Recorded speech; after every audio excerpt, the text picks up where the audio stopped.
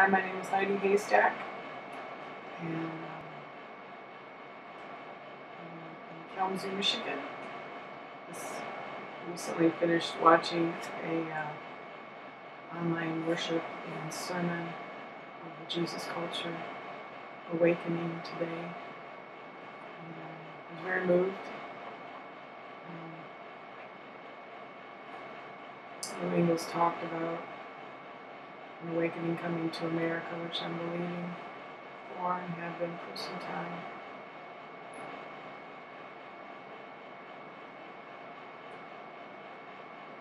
My part in it, I feel, is to call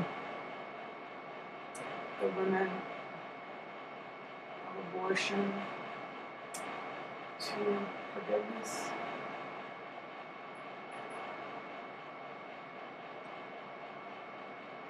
I had one when I was 16, and it destroyed me for the next 10 years of my life.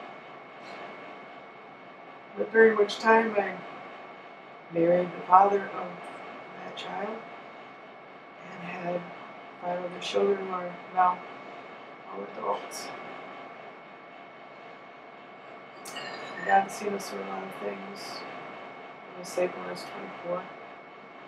My husband was saved when he was 30.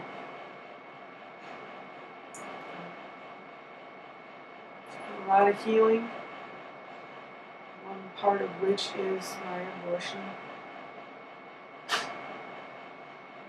And I just feel that God is calling those of you home to Him that have felt that you could never pray to Him again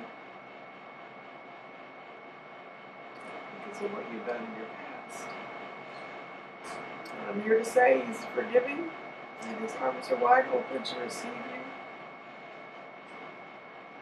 And He can heal you from anything you've done in your past, any regrets, any shame, any fears. He can take it all away.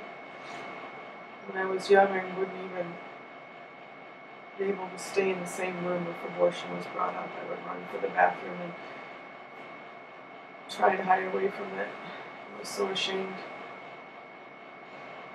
I had a replacement pregnancy to try and fill the empty void. I was very, very young. By the grace of God, we were still together. And so lately, the Lord's been prompting me to go to the clinic in town where I had my abortion and sing at the gates of Planned Parenthood, which may seem strange, but I suppose biblically in the Old Testament, they did a lot of that stuff. Whether it was singing around the city wall or singing before the army. And I've asked for the blessings of those who are my spiritual leaders to go ahead with this. And in faith, in the last 3 weeks, I've been doing just that, a couple of days, a couple mornings a week. When the picketers are there, so that I know that I'm not alone. And so I'm believing in my heart that the Lord will remove that building in a short amount of time in order for a memorial to be built there. I have a design, I have a fountain that I created, and I was believing that God in His perfect timing will switch things out. There's a pregnancy center, a crisis pregnancy center across the street from it, one that I used to volunteer at. But in order for me to do what I'm doing now, which may look like I'm picketing, but I'm not, there would be no way I could volunteer for them because they have to remain somewhat neutral to stay on their side of the turf, so to speak. I'm a little too radical. And so I go there when Ann Norton, who's been picketing for 21 years there, go there when she's there, and we pray together.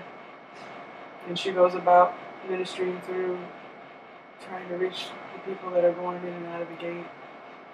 And I go to the fence, and I start singing at the building. And songs that I feel the Lord's asked me to sing, mostly worship to Him. And I'm just believing that this will be a little different than most people have seen. Most of the time you figure that religious people are fanatics and they're going to go up the building and whatnot, and I have no intentions of doing that. I'm just expecting that God will do His miracle, however that ends up looking like. And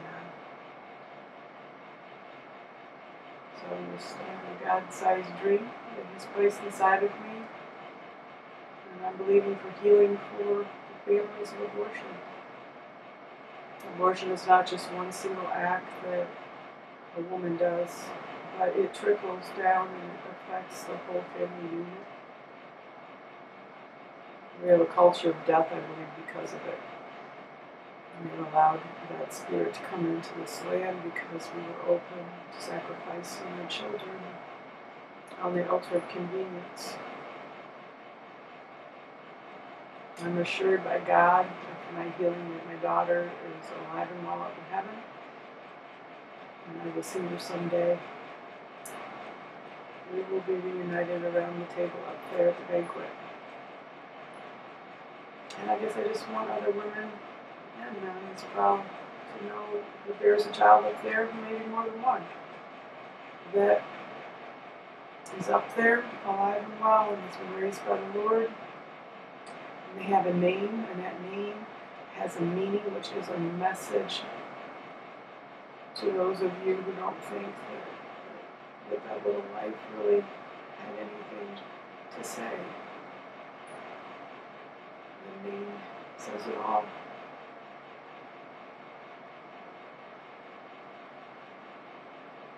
And so I continue to sing at the gates and the fence line as the busy traffic goes by. And as Ian tries to wave down cars and tries to reach out to people and give them the information she feels that they need to make an informed decision. She's a nurse here in town. I just have a strong appreciation for her endurance because the weather, we've got a heat wave and it's like, oh, okay, I'm going out there in the 90s and trying to stay hydrated. We've had rain. And I'm thinking this is just the tip of the iceberg for her 21 years of anything in Michigan can be any kind of weather. I just have an appreciation for those that are willing to stand out there and say, hey, there is another way, to try and turn them away from a decision that's not only temporary but eternal. Because abortion doesn't just end the life of the baby, it can end the life of the mother. Maybe not physically, but spiritually. I know I died on the table spiritually.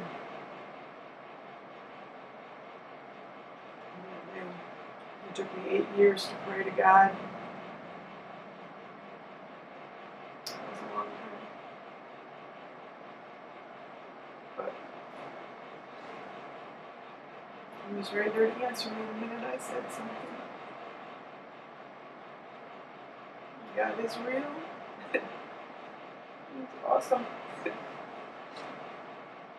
And He can bring you hope and freedom.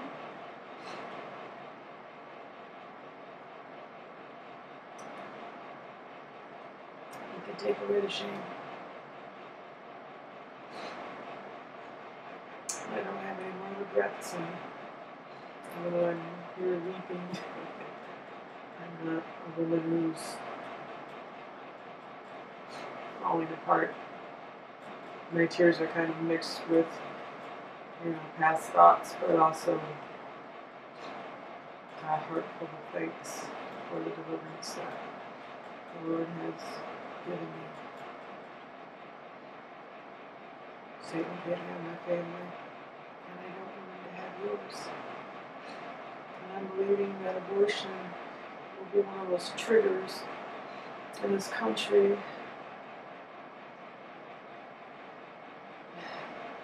that God can use to bring people back to Him.